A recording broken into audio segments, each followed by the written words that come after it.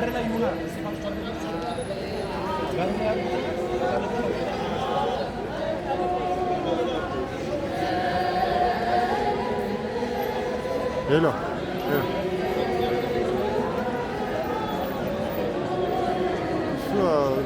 እሱ ብዙም አይደለም። ሄሎ እሱ የተረጋጋ አይደለም። ሲወጣ ግን የተረጋጋ አይደለም። የሞላልኝም ያጠፋሁትም አለ። አሁን ግን ማኪና ላይ ወርጄ ጥሩም አለ። የት ነህ አንተ? መስቀል አደባባይ ቀድመህ እዛ ብትቆይስ?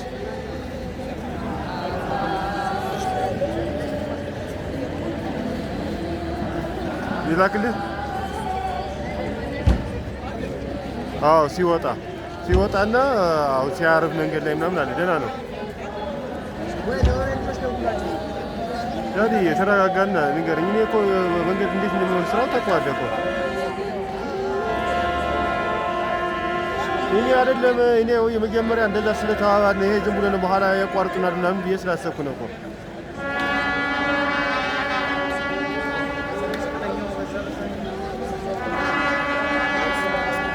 እኔ አይደለም ኤፍሬም እኮ ከኔ ጋር ነበር እኮ ኤፍሬም። ከዛ በኋላ እኔማ ቪዲዮ ነው የሚይዝ አልኩት። ስለዚህ ይገባል።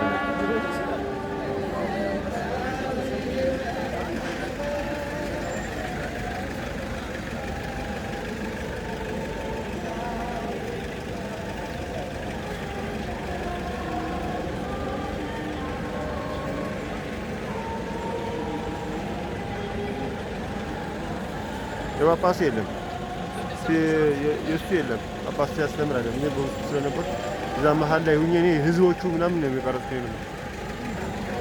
አዎ ሰውማ አልነበረም እኮ። እኔ ግን በቃ ወደ ህዝቡ የሚያለቅስ ምናምን ያየሁት ነበር።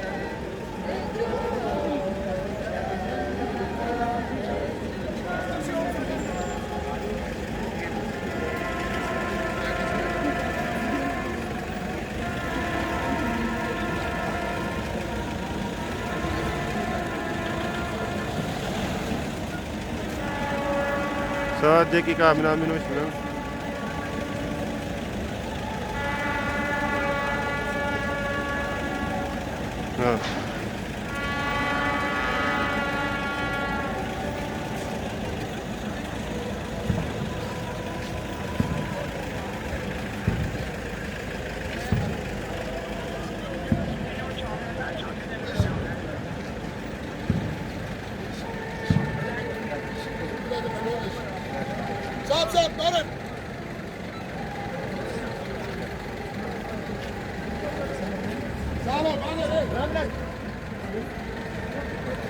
መጀመሪያ የነበረን ይፈቅዳሉ አይፈቅዱም በዛ ነበር። ከዛ እነሱ ሲመጡ እኔም ወደ ቪዲዮ ነኝ። እኔ ነው ቀድሜ ይዘን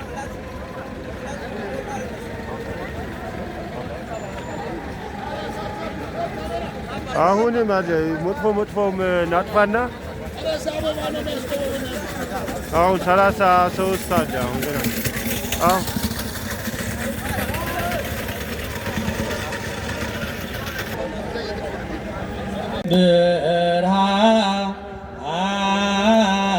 ብርሃን ቤተ ክርስቲያን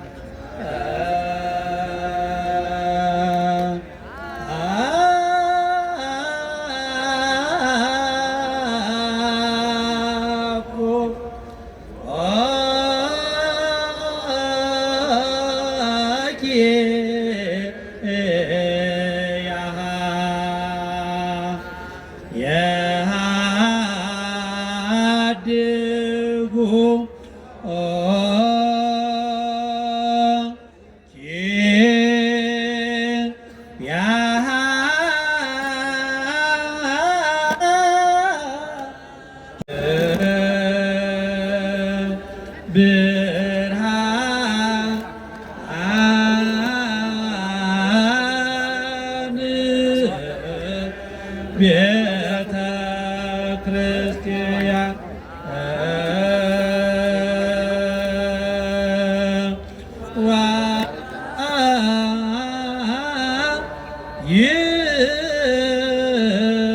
ይእቲ ቤተ ክርስቲያን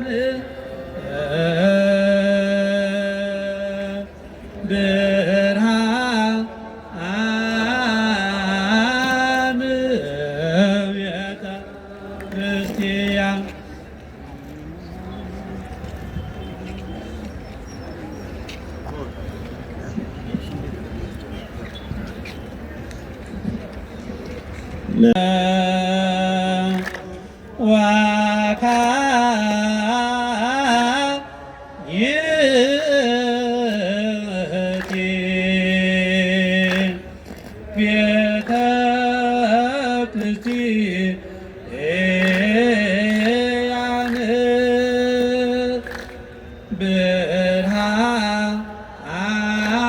ብርሃን ቤተ ክርስቲያን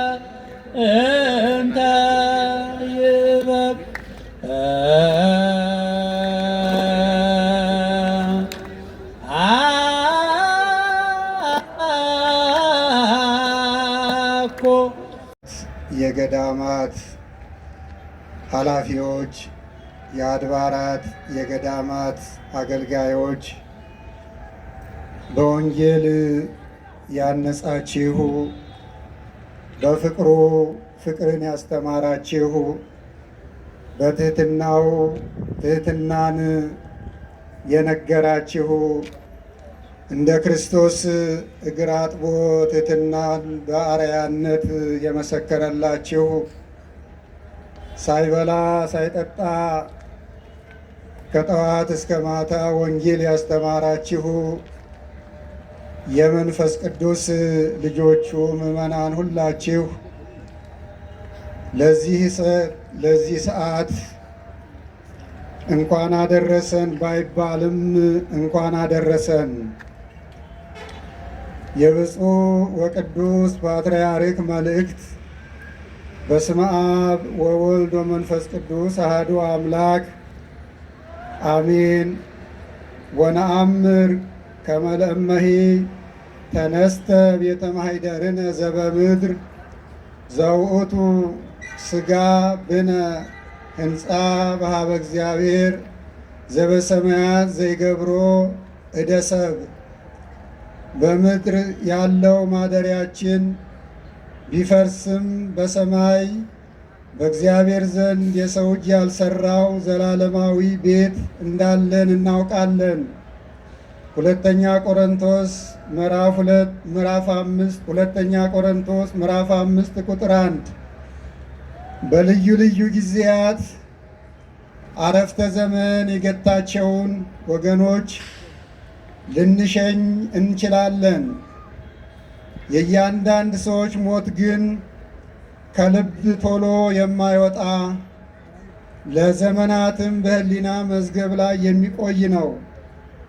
በመሆኑም የሚከተሉት ሃይማኖት ወይም መርጠው ያልተወለዱበት አካባቢ እንደ በደል ተቆጥሮባቸው ከየአቅጣጫው በሚሰነዘረው ጥቃት በሚገደሉ የቤተ ክርስቲያን አገልጋዮች፣ ምዕመናን፣ በአጠቃላይ የሰው ልጆች ሐዘን ልባችን በትካዜ ውስጥ በሚገኝበት በዚህ ወቅት በመንፈሳዊ ሕይወቱና በትጋቱ ለቤተ ክርስቲያን ተስፋ የነበረው ለበርካታ ዓመታት በገጠር በከተማ በሀገር ውስጥና ከሀገር ውጭ እየተዘዋወረ ወንጌለ መንግሥትን ሲያስተምር የቆየው የመንፈስ ቅዱስ ልጃችን መምህር ዘለዓለም ወንድሙ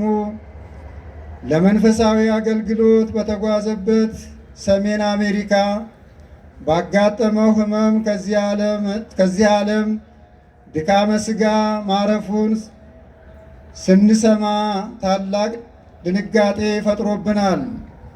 በእርግጥም መምህር ዘለዓለም ወንድሙ ስመ ጥምቀቱ ወልደ ሰማዕት በሥጋ ከእኛ ቢለይ ያለ ዋጋ የተቀበለውን የእግዚአብሔርን ቃል ለምዕመናን በማስተማር አደራውን በሚገባ ተወጥቷልና በሰማይ ወደሚጠብቀው ዘላለማዊ ስፍራ በክብር እንደሚገባ እናምናለን።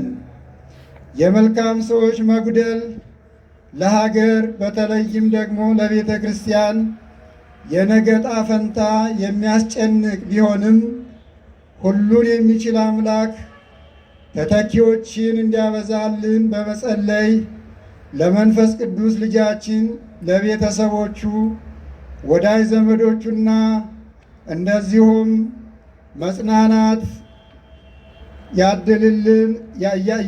እንዲያድልልን እየተመኘን አባታዊ መልእክታችንን በእግዚአብሔር ስም እናስተላልፋለን። እግዚአብሔር አምላክ የአገልጋዩ የወልደ ሰማያትን ነፍስ በመንግሥቱ ያሳርፍልን። እግዚአብሔር አምላክ ኢትዮጵያንና ሕዝቦቿን ይባርክ። ወስብሐት ለእግዚአብሔር። አባ ማትያስ ቀዳማዊ ፓትርያርክ ርእሰ ሊቃነ ጳጳሳት ዘኢትዮጵያ ሊቀ ጳጳስ ዘአክሱም ወዕጨጌ ዘመንበረ ተክለ ሃይማኖት የካቲት 3 ቀን መጋቢት 3 ቀን 2018 ዓመተ ምህረት አዲስ አበባ ኢትዮጵያ። ብፁዓን አበው ሊቃነ ጳጳሳት፣ የተከበራችሁ ሊቃውንት አይንተ እግዚአብሔር፣ እንደዚሁም ምዕመናን እና ምዕመናት፣ በዚሁ እግረ መንገዴን እኔም የራሴን የሐዘን መግለጫ ተናግሬ ሌሎችን አባቶች በዚህ መድረክ ላይ እንዲመሰክሩ ወይንም ደግሞ የሀገር መግለጫቸውን እንዲሰጡ አሳስባለሁ። ሞት የሰው ልጆች ሁሉ ጓደኛ ነው። የሰው ልጅ በሕይወት ዘመኑ ሲጠየቅ ጓደኛውን ይጠየቃል፣ ወዳጁን ይጠየቃል፣ ቤተሰቡን ይጠየቃል። ወዳጅ ማን ነው ሲባል ወዳጁን በስም ጠቅሶ ይናገራል። ሴቶችም ወንዶችም ይህንን ያደርጋሉ። ነገር ግን የሰው ልጆች ጓደኛ የማይለያቸው ሲጓዙ አብሯቸው የሚጓዝ ሲቀመጡ፣ ሲነሱ፣ ሲበሉ፣ ሲጠጡ አብሯቸው የሚኖር የሰው ልጅ ሁሉ ጓደኛ ሞት ነው። ይህንን ልል የቻልኩበት ወንድማችን መምህር ዘላለም መናኙ ገዳማዊው የቅዱሳን አባቶቻችን ገዳማት ባሉበት ቅዱሳን መካናት ክብራቸው በሚከበርበት ስማቸው በሚጠራበት ሰዓት በየገዳማቱ በቦታ እየተገኘ ጸሎት እየጸለየ በመድረኩም ላይ የቅዱሳንን ክብራቸውን ዜናቸውን ይህንን ዓለም ጠልተው ለመንግሥተ ሰማያት መጋደላቸውን በየገዳማቱ በየአድባራቱ ሲመሰክር ሲያስተምር የኖረ ወንድማችን ልጃችን መሆኑን በአጽንኦት እንመሰክራለን። መምህር ዘላለም ከሚታወቅባቸው መንፈሳዊ አገልግሎቶች በስጦታው፣ በአዛኝነቱ፣ በትህትናው፣ በተሃራሚነቱ የተመሰከረለት ምናልባት በሰማይ ያሉ መላእክት ብናገኛቸው ብናነጋግራቸው ይህንን ይመሰክራሉ። በተለይ በደብረ ሊባኖስ አባታችን አቡነ ተክለ ሃይማኖት ገዳምና በታላቁ ዝቋላ ገዳም ያንን 9 ኪሎ ሜትር ተራራ በእግሩ እየወጣ ቆሞ ሲጸልይ ገድላቸውን ሲያነብ አድሮ ጠዋት በመድረክ ላይ ስለ አባታችን ስለ ገብረ መንፈስ ቅዱስ ተጋድሎ መስክሮ ይመለሳል። ስለዚህ መምህር ዘላለም የከተማና የውጭ ሀገር ሰባኪ ብቻ አይደለም፣ የገዳም ሰባኪም መናኝ ነው ለማለት ነው። የሰው ልጅ ሞት ነው ጓደኛው ያልኩበት ትልቁ ነገር የካቲት 12 ቀን በየካ ደብረ ሳይል ቅዱስ ሚካኤል ቀደም ብሎ ተገኝቶ እዛ የተሰበሰቡትን እስከ ቅዳሴ ድረስ ሲያስተምር ቆይቶ ቅዳሴ ሲደርስ ወደ መቅደስ ገብቶ አብረን አስቀድሰናል። የሚገርመው ሙሉ ቅዳሴውን ቆሞ ነው ያስቀደሰው። እንዳመመው ሰው እንኳን ቁጭ ያለበት ሰዓት አልነበረም። በመጨረሻም ምሽት